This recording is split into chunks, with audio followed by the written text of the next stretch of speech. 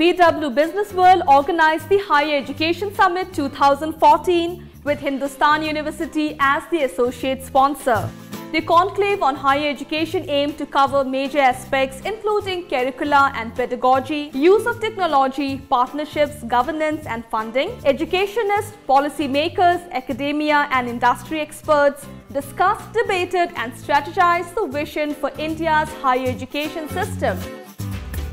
The summit was inaugurated by Anurag Batra, Chairman, Businessworld. Speaking on the occasion, he emphasized the importance of higher education. It's my honor and privilege to welcome all of you to the inaugural Businessworld Higher Education Summit. So I just want to say that you are experts in higher education, but just to set a context, really by 2030, India will be amongst the youngest nations in the world with nearly 140 million people in the college-going age group, and 1 in 4 graduates in the world will be a product of the Indian higher education system. India has one of the largest higher education systems in the world with 25.9 million students enrolled in more than 45,000 degree and diploma institutions in the country. The past decade has been particularly encouraging, with education taking a center stage in economic planning. As a result, student enrollment in the past decade has grown at a compound annual growth rate of 10.8%, while the number of institutions grew at a compound annual growth rate of 9%. Do we need to change our curriculum drastically to compete in a new globally integrated world? Was the topic of discussion for the plenary session moderated by Dheeraj Mathur, Executive Director, PricewaterhouseCoopers, PwC. They have a Higher Education Act that never once mentioned the nature of the entity that's going to sponsor the institution. To start off, what do you think takes to compete globally? If we want the firms to be competitive, right, are we creating an education system and society that recognizes the ability of firms to compete and enables firms to compete? And if we then drive it down to the resources thing, and other than natural resources, if you look at the human resources, as a society, are we recognizing the key things that will enable firms to compete and individuals to grow in firms? Thank you, Dilip. That's some very interesting insights. Raj, where are we? You talked about faculty, you talked about curriculum.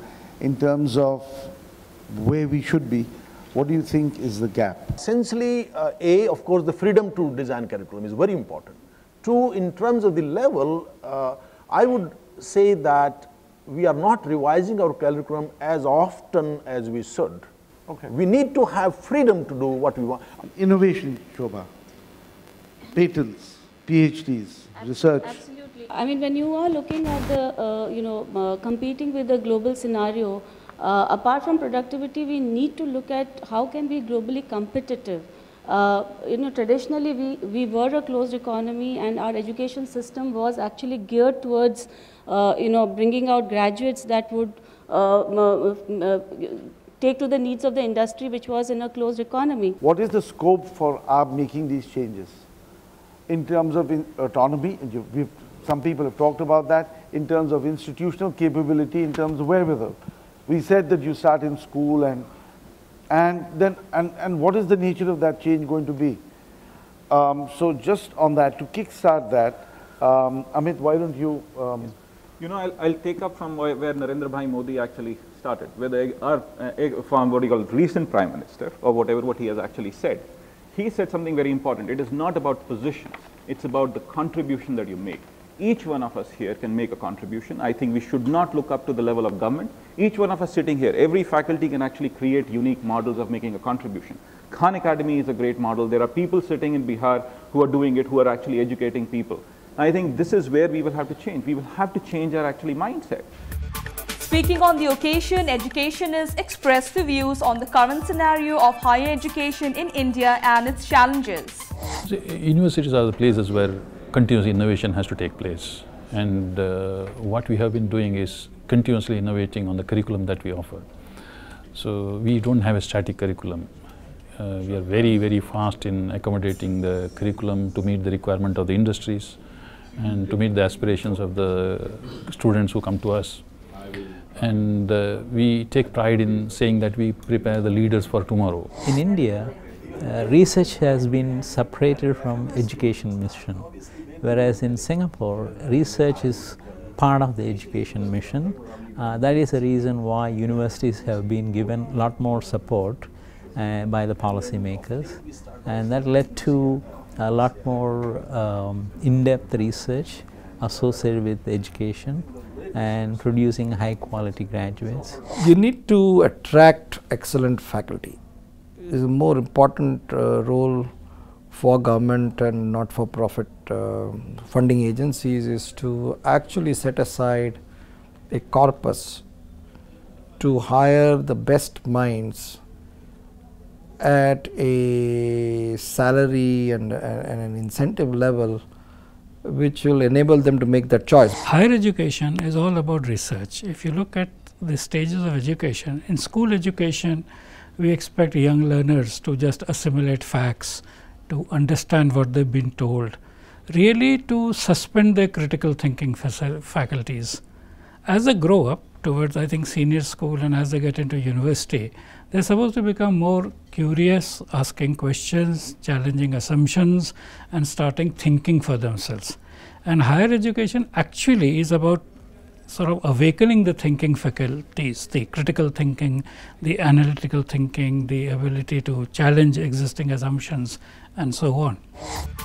Broadly, the deliberations included need for change in curriculum to compete in a new and globally integrated world, use of technology to improve quality and access of higher education, promoting research-based education in Indian universities, and a win-win model for industry-university partnership.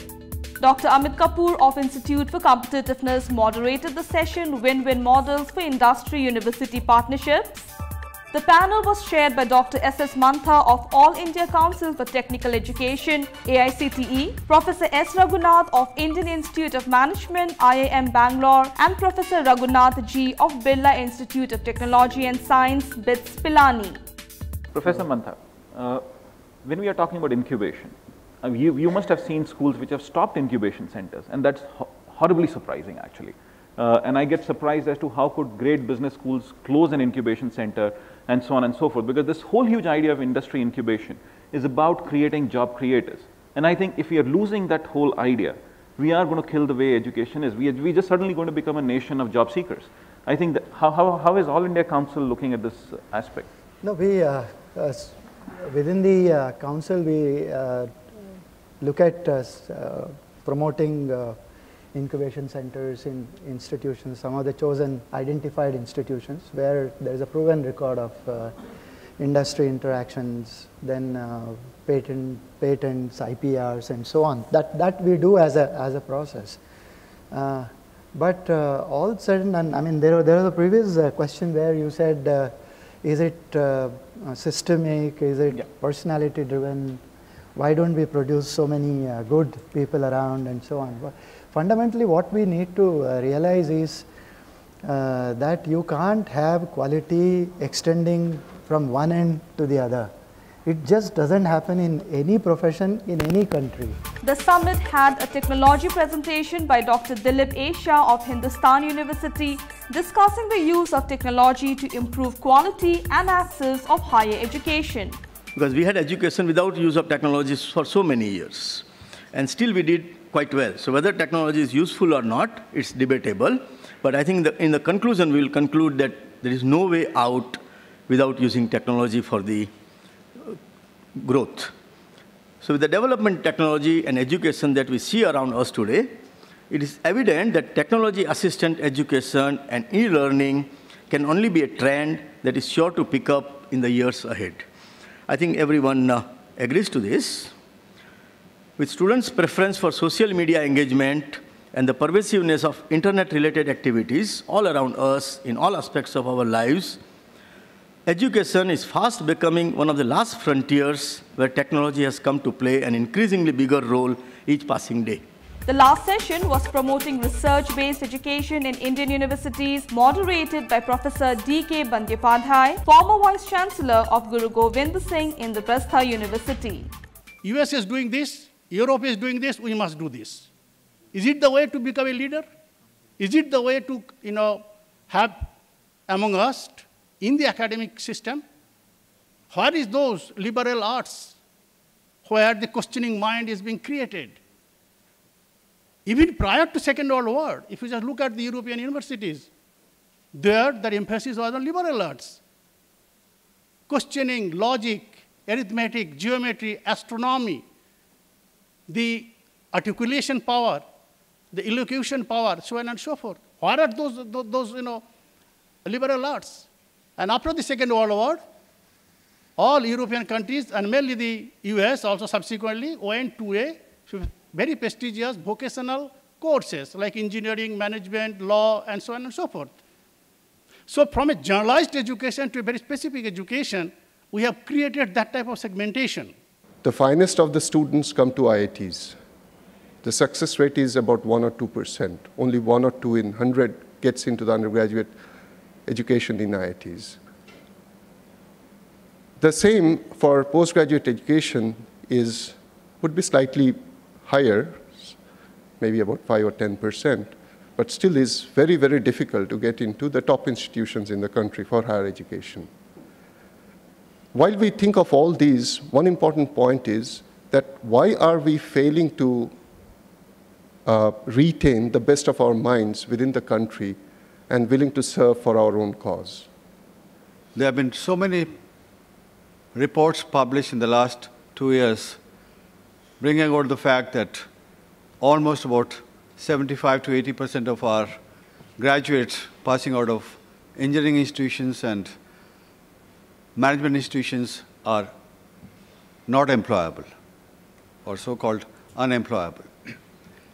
And the reason is primarily because there is a gap between what the industry needs and what academia does. I also say that many emerging countries, the higher education is relatively new, so they don't need to feel bad about it. In fact, I have comparison of many countries and continuously running tertiary education university in that country. If you notice it, in most countries, emerging countries, it's less than 200 years, or some cases only 30 years. So given such a short period, and you are comparing with the European universities as well as European universities facilitated American universities, lagging behind is not necessarily something one need to be ashamed. I think what is more important is, given the short span, you already progressed well. You need to put more energy, more focus, and do the right thing. I'm sure, given the intellect and the vibrancy India has, it will always have a bright future.